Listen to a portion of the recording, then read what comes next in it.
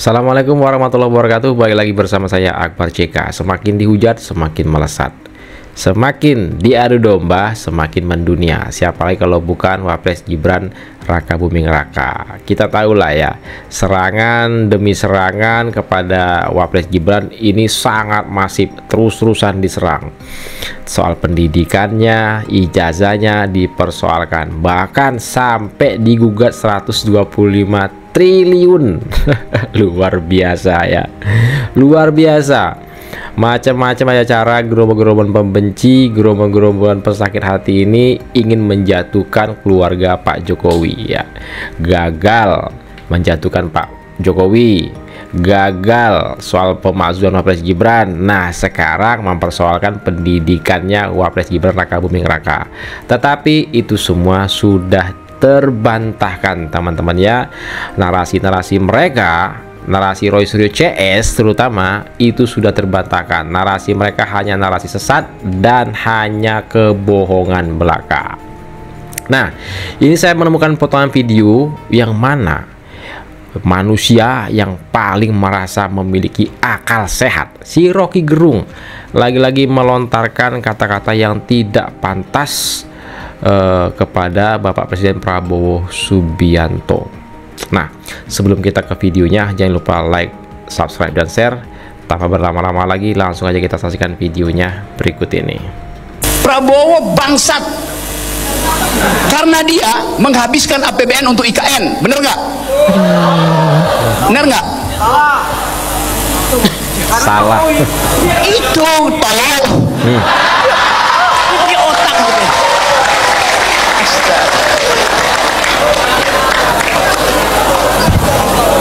Ulangnya kita tambahin ya. Nah, ini nih Rocky Gerung, manusia yang paling merasa punya akal sehat sendiri ya, yang katanya akademisi, berpendidikan, tapi kualitas adabnya seperti ini. Ini gimana nih teman-teman? Silahkan ketik komentar kalian di kolom komentar. Lanjut kita ke video berikutnya. Untuk dapat komisaris ya kayak gitu, muji-muji Gibran. Bunuh karakter. Silakan. Kenapa? Karena udah diprediksi Gibran yang akan datang itu akan hebat. Bagi saya, silakan aja dihantam itu Gibran, biar makin matang. Kita makin kuat. Apa bedanya Pak Jokowi? Dihantam makin kuat. Salah kaprah kalian lihat kita semua. Jadi salah Mas Roy strateginya ya? Kalah strateginya salah. Ya. Itu strategi untuk dapat komisaris ya kayak gitu, muji-muji Gibran. Diapain? Tetap etis.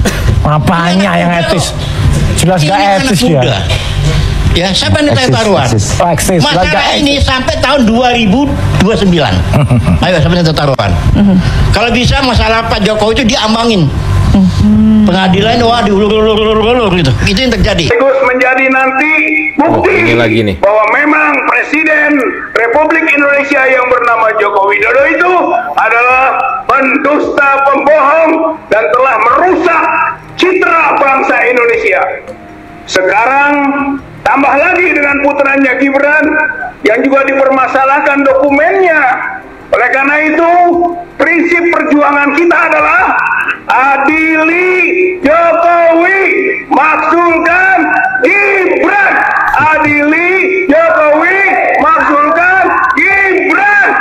Prabowo harus melakukan upaya mendukung itu.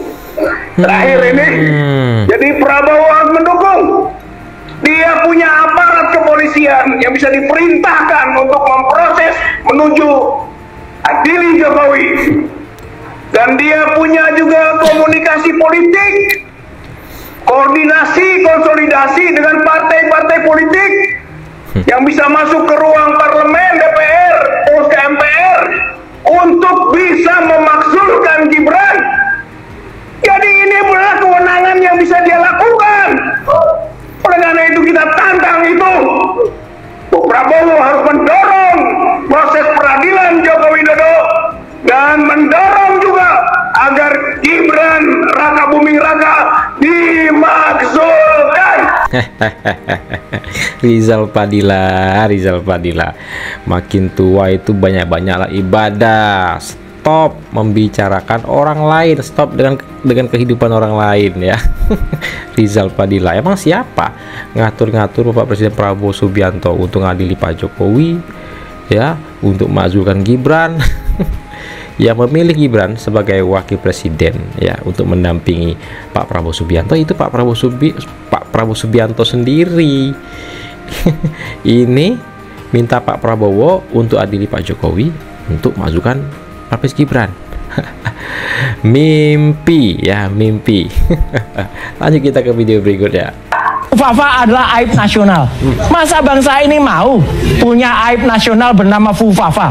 Soal ijazahnya Jokowi udah selesai kalau menurut kami ijazah itu dengan terbitnya buku Jokowi White Paper yang kami susun bertiga ya, saya, Dr. Rismon, Dr. Tifa, 700 halaman itu pure science itu ilmiah, dan di situ ada lengkap semua metodologinya dan kronologinya. Jadi itu sudah selesai.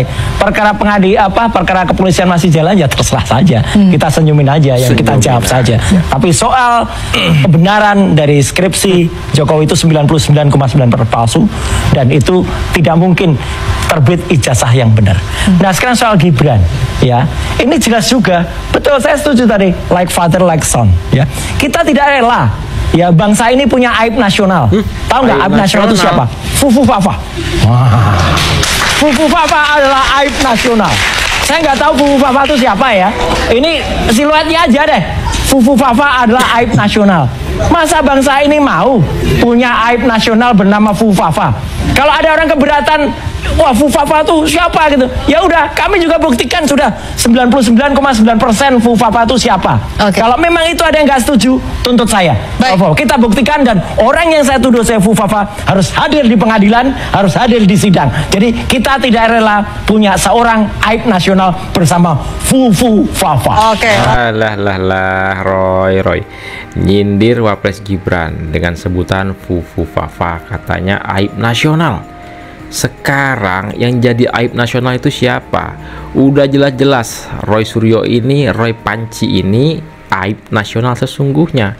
Kasus dia yang mengganti stupa itu dengan wajah Pak Jokowi, dan berujung Roy Suryo ini di penjara. Itu yang namanya aib nasional. Belum lagi Roy Suryo seorang menteri, baru kali ini ada menteri yang tidak hafal lagu Indonesia Raya. Dan satu lagi nih ya, Roy Suryo kasus panci. Ribuan panci kabarnya ya. Ini aib nasional sesungguhnya ialah Roy Suryo. Dan Fufafa itu sampai dengan saat ini tidak terbukti kalau itu miliknya Wapres Gibran Rakabuming Raka, dan diduga itu milik Roy Suryo itu sendiri. Saya sampaikan hati-hati terhadap Mas Gibran. Yang lain politisinya polos-polos, yang lain politisinya mungkin berucap tidak dengan isinya, gitu, bersikap hanya dengan kata-katanya tapi tidak dengan rasanya. Yang ini hati-hati, ya kan? Jarang berucap, tetapi sekali berucap bisa mengguncang dunia. Itu. Makin banyak yang mencoba menjatuhkannya, makin kuat ia berdiri. Makin deras hantaman opini miring, makin kokoh ia menjejak. Dan tiap kali ada tangan yang mencoba menariknya ke bawah, rakyat justru mengangkatnya lebih tinggi. Itulah Gibran Rakabuming Raka, Wakil Presiden Republik Indonesia, yang sejak hari pertama menjabat menolak duduk manis di kursi kekuasaan.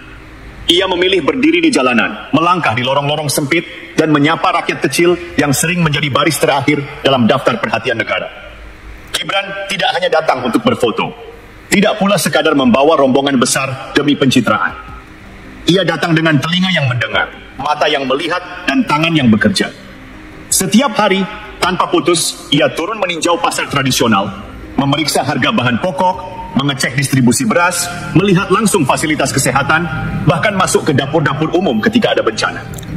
Inilah yang membuat kritik politik kepadanya sering tumpul di hadapan kenyataan lapangan. Sebab rakyat yang disapanya tahu, kehadirannya bukan basa-basi. Mereka yang ingin menjatuhkan Gibran mungkin berharap rakyat akan mudah diyakinkan oleh narasi-narasi negatif. Tapi mereka lupa, rakyat lebih percaya pada apa yang mereka lihat dan rasakan sendiri. Di dunia politik yang penuh janji kosong, Gibran justru hadir dengan konsistensi. Itu yang membuatnya berbeda. Ia tahu bahwa kepercayaan publik bukan hasil dari kampanye semusim, tapi dari kerja yang diulang setiap hari sampai menjadi kebiasaan, bahkan menjadi karakter. Ketika lawan politik menyerang, ia tidak membalas dengan kata-kata pedas. Ia memilih membalas dengan kerja nyata. Kritik ia jadikan kompas, bukan beban. Setiap suara sumbang ia ubah menjadi bahan bakar, menambah jarak langkahnya ke depan. Inilah seni bertahan di politik tingkat tinggi, mengubah serangan menjadi kekuatan, dan menjadikan panggung perlawanan sebagai panggung pembuktian. Fakta di lapangan bicara lebih keras dari komentar di media sosial. Kunjungan kerjanya tercatat rutin di berbagai daerah, dari Jawa Tengah hingga Papua.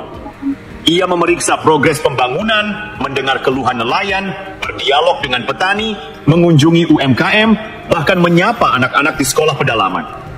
Ia tidak hanya membicarakan visi besar di balik podium, tapi memegang sendiri hasil kerja tim di lapangan. Inilah yang membuatnya mulai dikenal bukan hanya sebagai putra Presiden Jokowi, tapi sebagai sosok yang membangun reputasinya sendiri. Gibran paham, jabatan wakil presiden bukan sekadar cadangan atau pelengkap.